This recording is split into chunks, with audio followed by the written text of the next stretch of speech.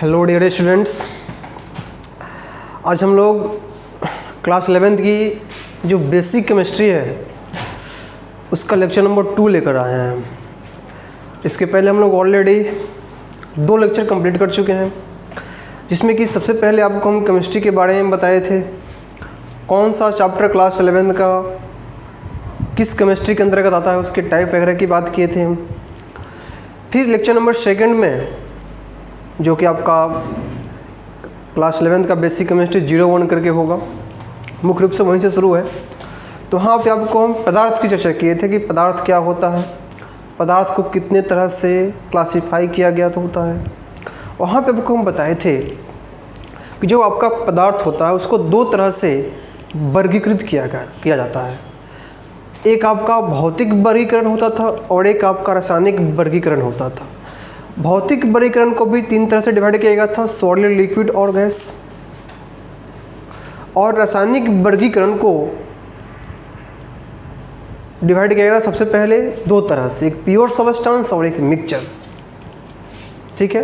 फिर pure substance को भी 2 तरह से डिवाइड किया गया था, एक एलिमेंट और एक कंपाउंड, एक तत्व और एक यौगिक। फिर उस तत्व को भी 3 तरह से डिवाइड किया गया था, एक धातु, अधातु, उपधातु। और फिर जो यौगिक है उसको भी 2 तरह से डिवाइड किया गया था, एक कार्बनिक यौगिक और फिर एक आपका अकार्बनिक यौगिक। क्लियर। तो हम लोग जो पिछले लेक्चर है, लेक्चर नंबर 1 में हम लोग डिस्कस कर दिए थे कि भौतिक वर्गीकरण क्या होता है, किस तरह से सॉलिड और लिक्विड और गैस का क्या प्रोसेस होता है, क्या होता है, कैसे हम सॉलिड से लिक्विड, लिक्विड से गैस, गैस से सॉलिड सारे प्रोसेस को कन्वर्ट कर सकते हैं। इस सारी चीज़ हम लोग डिस्कस कर चुके थे।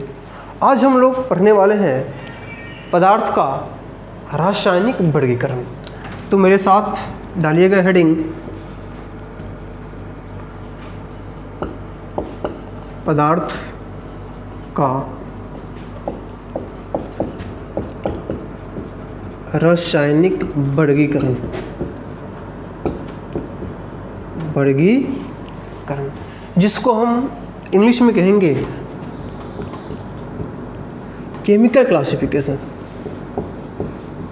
Chemical classification of matter. Chemical classification of matter, पदार्थ का रासायनिक वर्गीकरण। याद कीजिए, इस रासायनिक वर्गीकरण को हम सबसे पहले 2 तरह से डिवाइड किए थे। एक को हम बोलते हैं प्योर सबस्टांस, जिसको हम हिंदी में बोला करते थे शुद्ध पदार्थ, शुद्ध पदार्थ। और याद कीजिए, एक को हम बोले थे मिक्सचर, जिसको हम हिंदी में बोलते थे मिश्रण। क्लियर। प्योर सबस्टांस को भी हम 2 तरह से डिवाइड किए थे। एक को बोलते हैं एलिमेंट यानी कि तत्व, और दूसरे वाले को बोलते हैं हम कंपाउंड यानी कि यौगिक।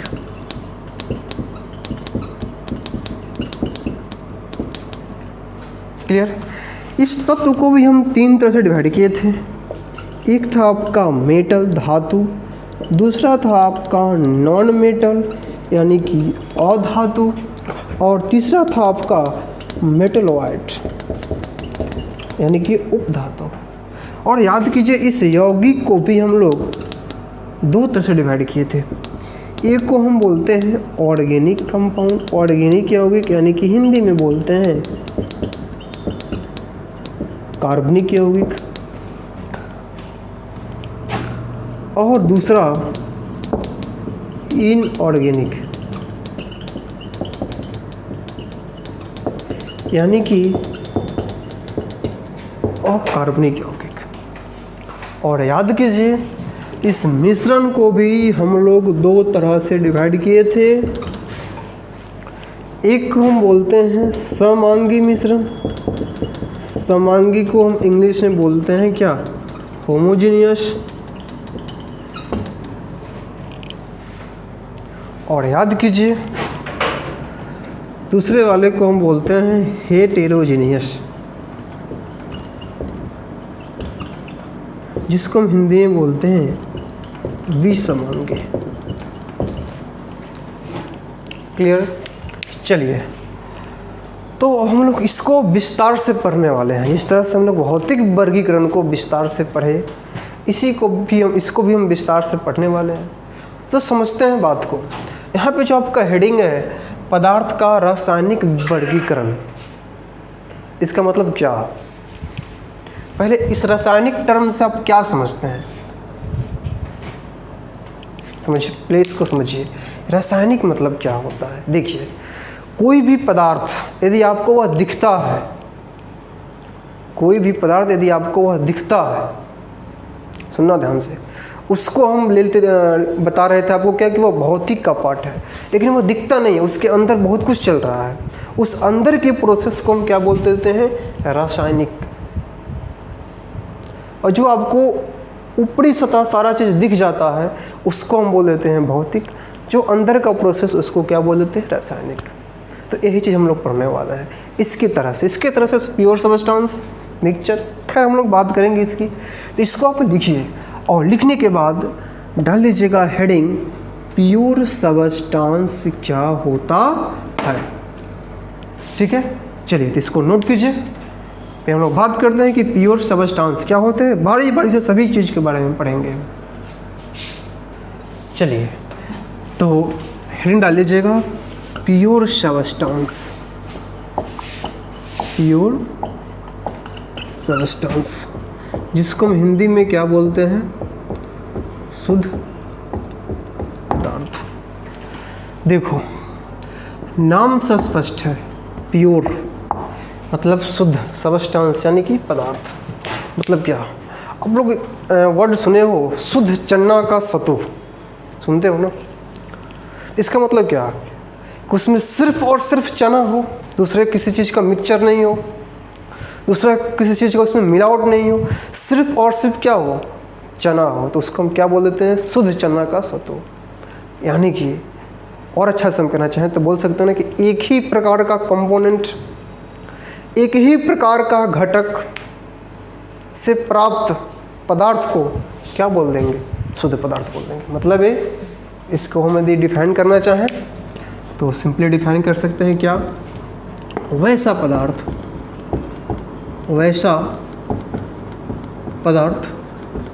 जो एक ही प्रकार के घटकों से मिलकर बना हो, घटकों से मिलकर बना हो, उसी को क्या बोल देंगे हम? शुद्ध पदार्थ बोल देंगे। यहाँ पे पदार्थ तो आप समझ रहे हो, ठीक है। एक ही प्रकार भी आप समझ रहे हो, ठीक है, एक ही प्रकार का। यहाँ पे टर्म आया घटक, घटकों, इसका मतलब क्या समझते हो? घटक, जिसको हम इंग्लिश में बोलते हैं कंपोनेंट। देखो, हम एकदम टू द पॉइंट हम लोग चलेंगे ताकि आपको कहीं पे परेशानी नहीं रहे। तो जो आप घटक टर्म है, एक ही प्रकार के घटकों से मिलकर बना हो, तो घटक आपका परमाणु भी हो सकता है, परमाणु यानी कि एटम भी हो सकता है, और घटक आपका मॉलिक्यूल भी हो सकता है। मॉलिक्यूल बोलते हैं तो यहाँ पर अणु भी हो सकता है। क्लियर? जैसे एग्जाम्पल, यहीं पे एग्जाम्पल लेते हैं, छोड़ो एग्जाम्पल। क्या? जैसे कि हम कहें सोडियम, क्या कहें हम? सोडियम। तो सोडियम कहने का तात्पर्य यह है, मान लो हम कहें कि आप सोडियम लेकर आओ, मतलब आप एक डब्बा में क्या ला रहे हो? सोडियम ला रहे हो। उसमें सिर्फ और सिर्फ सोडियम हो, कोई दूसरा एटम का मिलावट नहीं हो, सिर्फ और सिर्फ क्या हो? सोडियम हो, तो हम उसको बोल देंगे क्या हो? शुद्ध पदार्थ है। नेक्स्ट एग्जाम्पल, मान लो हम कहें कॉपर। नहीं तो आप सुनते हो कि कॉपर का जो तार होता है, कॉपर का, एल्यूमिनियम, शुद्ध कॉपर ही रहता है ना, शुद्ध एल्युमिनियम, उसमें सिर्फ एल्युमिनियम का कोई और घटक नहीं हो, तो यह सब का सब क्या हो गया, शुद्ध पदार्थ हो गया। क्लियर? एटम तो हो गया, मॉलिक्यूल समझो, ध्यान दो। हम आपसे कहें ऑक्सीजन, क्या कहें हम? ऑक्सीजन। क्लियर? तो ऑक्सीजन का मतलब क्या, तो ध्यान से समझो। हमारे जो पीरियोडिक टेबल है, जो आवर्त सारणी है, हम हालांकि इसकी चर्चा हम बाद में करेंगे, पहले सुनो ध्यान से। हमारा जो पीरियोडिक टेबल है, जो हमारा आवर्त सारणी है, उसमें कुछ एलिमेंट ऐसे होते हैं जो गैस के फॉर्म में होते हैं, कुछ ऐसे भी एटम होते हैं जो किसके फॉर्म में होते हैं, गैस के फॉर्म में होते हैं। और गैस के फॉर्म में जब वो चले जाते हैं तो उसको हम एटम नहीं बोलते हैं, उसको हम मॉलिक्यूल बोलते हैं। क्या बोल देते हैं उसको हम? मॉलिक्यूल। जैसे कि हम बोलते हैं ऑक्सीजन, तो ऑक्सीजन कोई एटम नहीं है, बात को ध्यान से सुनो। ऑक्सीजन कोई एटम नहीं है, जो आपका ऑक्सीजन है वो मॉलिक्यूल है, यह O2 के फॉर्म में रहता है। हाँ, यदि हम आपसे कहें कि ऑक्सीजन एटम लिखो, तब सिर्फ आपको ऑक्सीजन लिखना होगा, लेकिन सिर्फ ऑक्सीजन कहें इसका मतलब O2। तो सोचो, O2 का मतलब कि इसमें 2 ऑक्सीजन है, तो एक ही प्रकार का है ना। क्लियर? बोल दिए O2 भी हमारा क्या हो गया, शुद्ध पदार्थ हो गया। चलो नेक्स्ट, N2 नाइट्रोजन गैस, एक ही प्रकार का गैस नाइट्रोजन। हाँ, next H2O, dotted is H2O, जल। आपसे कहें कि आप 1 गिलास वाटर लाओ, पानी लाओ, तो सोचो 1 गिलास जब पानी लाओगे तो उसमें हर जगह, हर पॉइंट पे उस गिलास के अंदर H2O ही होगा ना। तो सेम ही प्रकार का मॉलिक्यूल है ना, उस ग्लास के अंदर जो वाटर है उसका सेम प्रकार का है, एक ही प्रकार का आपका H2O है, 2 हाइड्रोजन और 1 ऑक्सीजन हर जगह, तो वही बोलेंगे कि वो एक ही प्रकार का सबस्टांस हो गया, यानी कि वह प्योर सबस्टांस हो गया, शुद्ध पदार्थ हो गया। मतलब और अच्छा से हम कहना चाहें तो सिंपली कह सकते हैं, किसी चीज़ का मिक्सचर नहीं होना चाहिए, अकेले हो वह क्या हो गया, शुद्ध पदार्थ। क्लियर? चलो अब याद कीजिए, अभी डिस्कस किए थे हम, शुद्ध पदार्थ भी 2 तरह से होता है। एक होता है आपका एलिमेंट, जिसको हम हिंदी में क्या बोलते हैं, तत्व, और दूसरा आपका होता है कंपाउंड, जिसको हम हिंदी में क्या बोलते हैं, यौगिक। अब समझो बात को, कंपाउंड का मतलब क्या, ध्यान से समझो। एक काम करो, इसको आप लिखो, तब तक हम इस मार्कर में थोड़ा सा इंक ले लेते हैं,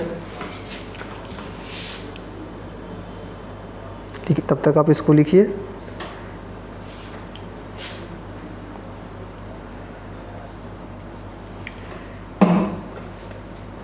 चलिए, आई होप आप इसको लिख लियो। चलो समझते हैं बात को हम। ध्यान दो, प्योर सबस्टेंस यानी कि एक हमारे पास एलिमेंट हो गया, एक कंपाउंड हो गया। सोचो, प्योर सबस्टेंस का ही तो टाइप है एलिमेंट, तो क्या यह इम्प्योर होगा? बोलो, प्योर सबस्टेंस का ही तो टाइप है, तो एलिमेंट ये भी तो आपका शुद्ध पदार्थ ही होगा ना, पदार्थ होगा, और उस पदार्थ में कैसा होगा, यह शुद्ध पदार्थ होगा, क्योंकि शुद्ध पदार्थ का ही टाइप है। तो हम क्या लिखेंगे, वैसा शुद्ध पदार्थ, वैसा शुद्ध पदार्थ जो सिर्फ फिक्स्ड कंपोजिशन में प्राप्त है, यानी कि निश्चित संगठन में प्राप्त हो। फिक्स्ड यानी कि निश्चित संगठन में प्राप्त हो। इसका एग्जांपल क्या, ध्यान से समझना। एलिमेंट का मतलब क्या होता है, देखो पहला चीज़ कि यह प्योर सबस्टेंस का ही टाइप है एलिमेंट। तो शुद्ध पदार्थ है तो एलिमेंट इसका टाइप है, तो सिंपल सी बात है कि वो भी आपका क्या होगा, शुद्ध ही होगा। क्लियर? क्लियर? अब शुद्ध तो होगा, लेकिन उसमें फिक्स्ड कंपोजिशन होगा। उसमें क्या होगा, फिक्स्ड कंपोजिशन होगा, एक निश्चित संगठन होगा। जैसे कि example, hydrogen atom, sodium atom, magnesium atom, dot dot etc। बात समझ रहे हो ना। फिक्स्ड कंपोजिशन एक निश्चित हो, फिक्स हो कि नहीं वही होगा, तो उसी को हम क्या टर्म दे दिए, एलिमेंट का फॉर्म दे दिए। सवाल ये रहा है कि कंपाउंड क्या होता है। हाँ और भी हो सकता है, बिल्कुल ऑक्सीजन O2 भी हो जाएगा, ये भी फिक्स्ड कंपोजिशन है, सेम टाइप का है, N2 डॉट डॉट etc, यह सब का सब एलिमेंट में आएगा निस्संदेह। क्लियर। लेकिन जैसे हम H2 हो जाएंगे तो यहाँ पे फिक्स्ड कंपोजिशन तो होगा ही, लेकिन यहाँ पे डिफरेंट एलिमेंट आ जाएगा, यानी कि अलग अलग, ध्यान से समझना, अलग अलग परमाणु का या एलिमेंट का, एक ही देखो इंटरचेंज वर्ड है, हम लोग डिस्कस करेंगे जब परमाणु क्या होता है तो वहाँ से और अच्छा से क्लियर करेंगे। अलग अलग परमाणु का फिक्स्ड कंपोजिशन है कि निश्चित संगठन हो, निश्चित संगठन हो, उसी को क्या बोलते हैं, हम यौगिक बोलते हैं। एग्जाम्पल जैसे कि H2O, यूरिया NH2CO NH2, इसका नाम क्या होता है, यूरिया। यह क्या है आपका जल, डॉट डॉट etc, बहुत सारा है। क्लियर। कहने का मतलब है कि शुद्ध तो है, इसमें कोई संदेह नहीं, लेकिन डिफरेंट डिफरेंट आइटम हो। यहाँ पे एक ही प्रकार का आइटम था, सोडियम बोले तो सोडियम, ऑक्सीजन, नाइट्रोजन, एक ही प्रकार का आइटम था। यहाँ पे अलग अलग आइटम हो, अलग अलग परमाणु हो, लेकिन निश्चित संगठन हो। जैसे कि H2O में कभी भी H2O कहीं का भी दुनिया किसी भी कोने का आप H2O लाओ, उसमें 2 ही हाइड्रोजन का मॉलिक्यूल आइटम होगा और 1 ऑक्सीजन होगा। बात समझ रहे हो ना। तो हर जगह वो उसी फॉर्म में प्राप्त हो रहा है। डिफरेंट आइटम तो है ना, एक हाइड्रोजन है, 1 ऑक्सीजन है, लेकिन क्या है, कंपोजिशन फिक्स्ड है, 2 हाइड्रोजन का और 1 ऑक्सीजन का। क्लियर। यूरिया लाओ, यूरिया में देखो 2 नाइट्रोजन है, 4 हाइड्रोजन है, 1 कार्बन है, 1 ऑक्सीजन है। दुनिया किसी भी कोने में आप यूरिया को लेकर चले जाओ तो उसमें 2 ही नाइट्रोजन मिलेगा, 4 ही हाइड्रोजन मिलेगा, 1 कार्बन मिलेगा और 1 ऑक्सीजन मिलेगा। तो वो भी एक क्या होगा, एक निश्चित संगठन तो हुआ, लेकिन अलग अलग आइटम का होगा ना, अलग अलग एलिमेंट का होगा ना। क्लियर। तो उसी को हम बोल देते हैं क्या, यौगिक। चलो तो अब काम कीजिए, पहले आप इसको नोट कीजिए, फिर हम आगे चलते हैं कि यौगिक कितने तरह का होता है। चलिए तो याद कीजिए, हम वहाँ पे आपको डिस्कस किए थे। चलिए तो हम लोग क्या पढ़ रहे थे, कंपाउंड। तो जो आपका कंपाउंड होता है ना, यानी कि यौगिक, ये भी 2 तरह से होता है। कितने तरह से होता है, 2 तरह से। पहले वाले को हम बोलते हैं ऑर्गेनिक कंपाउंड, ऑर्गेनिक कंपाउंड यानी कि कार्बनिक यौगिक, कार्बनिक यौगिक। और दूसरे वाले को बोलते हैं हम inorganic compound, inorganic compound. Hindi में क्या बोलते हैं इसको, अकार्बनिक यौगिक, अकार्बनिक यौगिक। समझो ध्यान से, कंपाउंड हम लोग अभी डिस्कस किए थे कि अलग अलग आइटम का फिक्स्ड कंपोजिशन हो, ठीक है, उसी को क्या बोला कर रहे थे हम लोग, यौगिक। कार्बनिक यौगिक क्या है, समझो ध्यान से। वैसा यौगिक जो सजीव स्रोतों से प्राप्त हो, जो सजीव स्रोतों से प्राप्त हो। क्लियर। जो सजीव स्रोतों से प्राप्त हो उसी को हम क्या बोलते हैं, कार्बनिक यौगिक। जैसे कि example urea NH2CO NH2, urea भी क्या है, सजीव स्रोत से ही प्राप्त करने वाला कंपाउंड है। नेक्स्ट अगला शुगर, चीनी C6H12 C12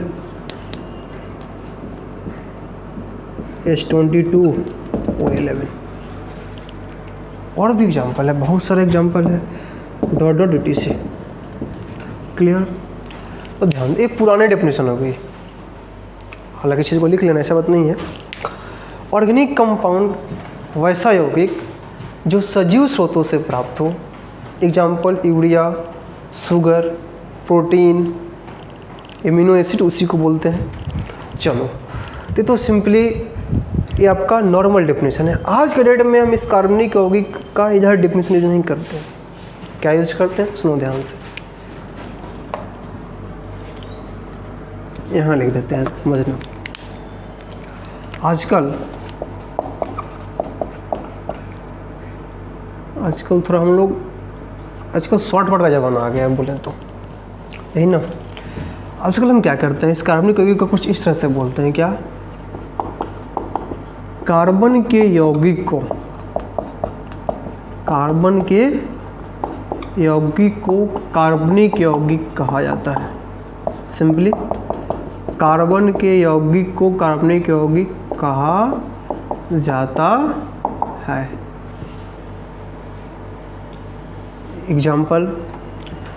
एग्जाम्पल में आप यहाँ पे ले सकते हो, जैसे कि CH4 हो गया, C2H6 हो गया, डॉट इत्यादि, methane, ethane, propane, butane, etc। अब आप कहोगे कि सर जो आपका कार्बन डाइऑक्साइड है इसमें भी तो कार्बन है, यह भी तो कार्बन के यौगिक है, तो क्या यह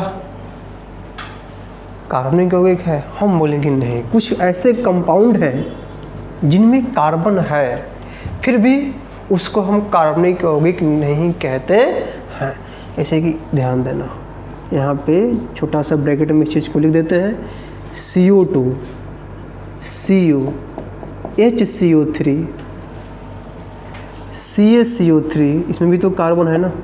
तो इस सभी को छोड़कर बाकी सभी कार्बन के कंपाउंड को हम क्या बोलेंगे, कार्बनिक यौगिक बोलेंगे। फिर से रिपीट करते हैं, सुनो ध्यान से। कार्बनिक यौगिक का क्या, तो वैसा यौगिक जो सजीव स्रोतों से प्राप्त हो, यूरिया, शुगर मतलब अब इतना तो आप जानते ही हो मुझे, शुगर बोले तो चीनी, ठीक है। और भी एग्जाम्पल ले सकते हो, जैसे कि हमारे पास आता है प्रोटीन, और प्रोटीन बोले तो एमिनो एसिड, एमिनो अम्ल, डॉट etc। अब एमिनो एसिड का फॉर्मूला RC+O NH2, नहीं इसको आप ऐसे लिख सकते हो सिंपली। इस एमिनो एसिड के फार्मूला की यदि हम बात करें तो आप इसको आसानी से एक सेकंड, थोड़ा सा ये भीग गया है, आसान होने का सकता नहीं है।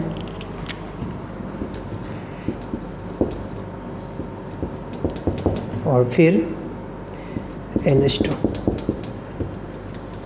इसी को हम क्या बोल देते हैं, सिंपली एमिनो एसिड।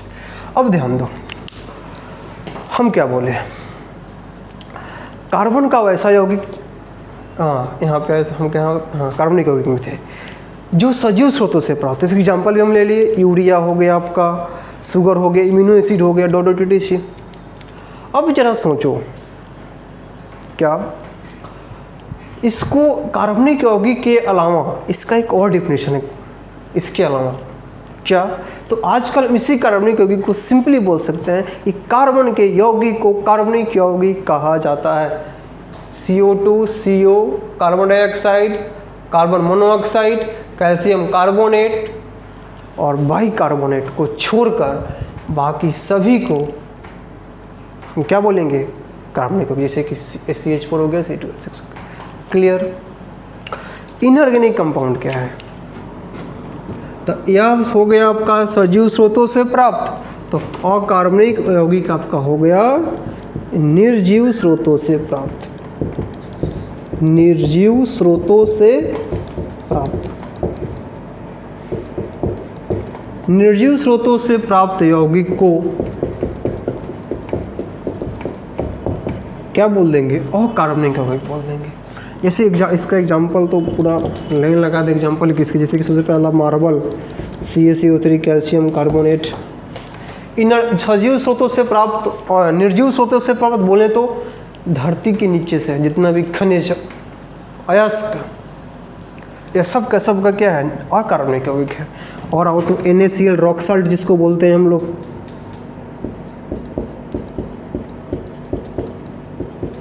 NaCl, इसी को साधारण नमक भी बोलते हैं। नेक्स्ट और भी आप लिख सकते हो, सिलिकेट वाला कहानी भी वैसी में आता है। खैर बहुत सारा है, डॉट डॉट etc। हाँ, प्लास्टर ऑफ पेरिस भी इसी में भी आ जाता है, CaSO4 H2O, इसी को हम क्या बोलते हैं, plaster of Paris, plaster of Paris. Clear? चलिए, तो आप इस पूरे को नोट कीजिए, फिर हम लोग आगे इसके चलते हैं कि आगे की कहानी क्या रही होगी। चलिए,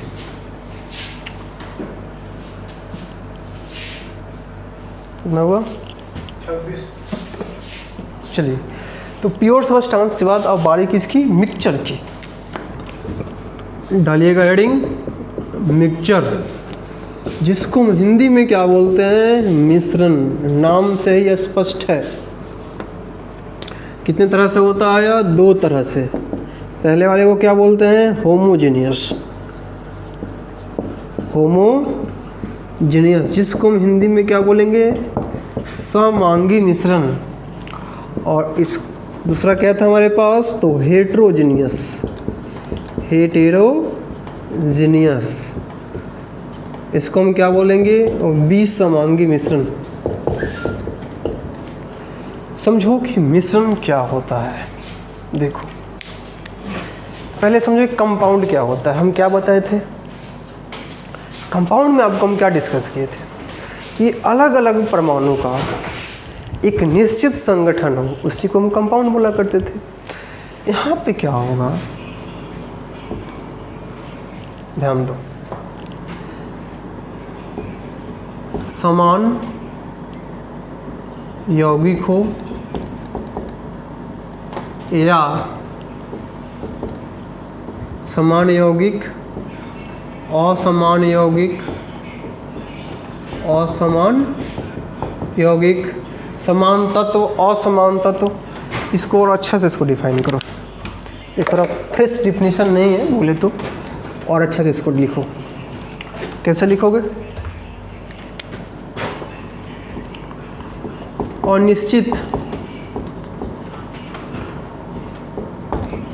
संगठन से प्राप्त पदार्थ को मिश्रण कहते हैं, मिश्रण कहते हैं। अनिश्चित यानी कि बहुत सारा, तो एक कोई निश्चित नहीं कि इतना ही करना है, बहुत सारी चीज़ को आप मिला दो। अनेक प्रकार के यौगिकों को, तत्वों को मिला दो, उससे प्राप्त पदार्थ को क्या बोल देंगे, मिश्रण बोल देंगे। एग्जाम्पल, जैसे कि हवा, एयर, इसमें हर चीज़ का मिश्रण है ना। हवा में बहुत सारा चीज़ का कॉम्बिनेशन, हवा हो गया आपका, ऑक्सीजन गैस, नाइट्रोजन, सब का सब मिश्रण ही है, डॉट से। यहाँ पे O2 का मतलब गैस, हाँ एलिमेंट भी है, कोई संदेह नहीं। चलो आगे बढ़ते हैं। हेट्रोजीनियस और एक आपका, नहीं ये तो होमोजीनियस है ना, होमोजीनियस यानी कि समांगी, और ये आपका हेट्रोजीनियस यानी कि विसमांगी। सवाल ये रहा कि समांगी मिश्रण क्या और विसमांगी मिश्रण क्या, तो ध्यान से सुनो बात को। होमोजीनियस का मतलब क्या होता है, समांगी का मतलब क्या होता है। देखो, ये जो इस इंग्लिश वर्ड को समझो, हिंदी को छोड़ो। जो होमो है ना, होमो,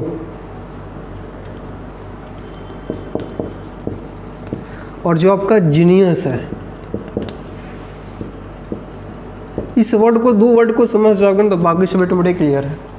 होमो का मतलब होता है सेम, और जीनियस का मतलब होता है फेज। अब अपन मान लगा सकते हो, होमो का मतलब सेम, जीनियस का मतलब फेज, मतलब कि वैसा मिश्रण जो मिश्रित होने के बावजूद भी सेम फेज में प्राप्त हो, उसी को हम क्या बोल देंगे, समांगी मिश्रण।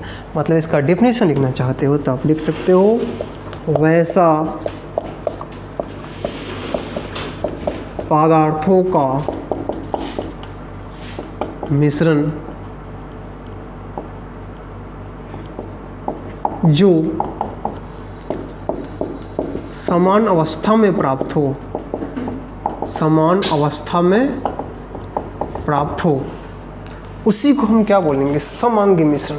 और अच्छा से यदि हम इसको डिफाइन करना चाहें तो क्या कहेंगे, वैसा मिश्रण जो, इसी को एक और वर्ड में लिख सकते हो, जो पूर्ण रूप से मिश्रित हो जाए, जो पूर्ण रूप से मिश्रित हो जाए, मिश्रित हो जाए, जो पूर्ण रूप से मिश्रित हो जाए, उसी को हम क्या बोल देंगे, समांगी मिश्रण। सिंपल एग्जांपल है क्या, जैसे कि आप पानी को और सिंपल NaCl यानी कि आप पानी को और शुगर को मिला दो, सबसे पहला एग्जांपल इसी को लेते हैं। या आप पानी को यानी कि वाटर, वाटर को ही तो पानी बोलते हैं ना जी, जल, शुगर यानी कि चीनी, क्लियर। वाटर को और साल्ट को मिला दो, लवण, तो क्या होगा, सोचो। वाटर में जैसे हम शुगर को डालेंगे यानी कि चीनी डालेंगे, वाटर में जैसे हम नमक डालेंगे तो क्या होगा, कंप्लीटली घुल जाएगा ना, जब पूर्ण रूप से घुलकर और एक अलग फेज में प्राप्त होगा, उस लिक्विड के फॉर्म में ही प्राप्त होगा, तो हम लोग बोलेंगे कि वह कैसा है, समांगी मिश्रण है। यानी कि कंप्लीट घुल जाए, पूर्ण रूप से घुल जाए, पूर्ण रूप से मिश्रित हो जाए, तो क्या हो गया आपका, समांगी मिश्रण, क्लियर। और जो पूर्ण रूप से मिश्रित ना हो, जो पूर्ण रूप से मिश्रित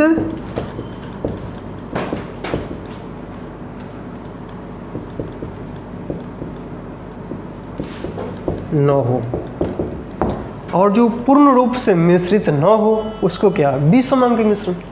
मतलब कि जिस फॉर्म में डालो वैसे के वैसे रह जाए, कोई परिवर्तन उसमें ना हो। इसका सिंपल एग्जाम्पल जैसे कि मान लीजिए क्या इसमें ले लो, हाँ सिंपल ले लो, तो मान लो कि आप शुगर है, चीनी है, और इस शुगर में आप दाल को मिला दो, पल्स, यानी कि चीनी प्लस दाल, इस दोनों को आप मिला दो, क्या कभी घुलेगा, जैसे रखोगे दो तीन दिन बाद भी देखोगे तो वैसे का वैसे है, कोई फर्क ही नहीं पड़ा। तो इस मिश्रण को क्या बोल देंगे, विसमांगी मिश्रण। जैसे कि बालू, और भी एग्जाम्पल, बालू और सीमेंट को मिला दो, बालू और सीमेंट को, बहुत सारे एग्जाम्पल हो जाएगा, बालू और सीमेंट को मिला दो, वैसे का वैसे रहेगा। तो पूर्ण रूप से घुला नहीं, पूर्ण रूप से मिला नहीं, पूर्ण रूप से मिश्रित नहीं हुआ तो हम बोल देंगे विसमांगी। और पूर्ण रूप से मिश्रित हो जाए तो उसको क्या बोल देंगे, समांगी। या सेम फेज में प्राप्त होगा तो इसको बोले तो हेट्रो वर्ड है, तो हेट्रो यानी कि डिफरेंट, यानी कि अलग अलग फेज में,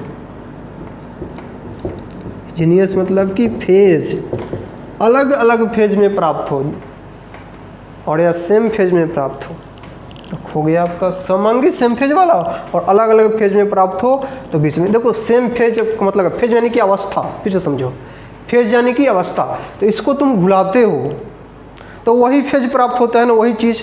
इसको आप मिलाते हो, इसको मिलाओ, इसको मिलाओ, इसको मिलाते हो और 2-3 दिन बाद भी देखो तो अलग अलग फेज है। इसमें मिलाओ, इसको 2 दिन बाद देखोगे या 10 मिनट बाद देखोगे, जो बोलो, तो वही फेज प्राप्त हो रहा है, लिक्विड वाला ही। तो यह सेम फेज वाली कहानी हो गई, और यह क्या हो गई, डिफरेंट फेज की। चलिए तो इसको नोट कीजिए, फिर हम लोग आगे चलते हैं।